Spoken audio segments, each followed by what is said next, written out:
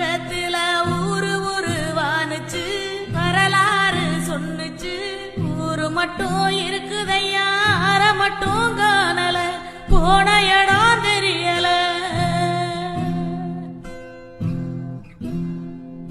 பறவ நட்ட காடுகளை பாவிசனம் அழிக்குது.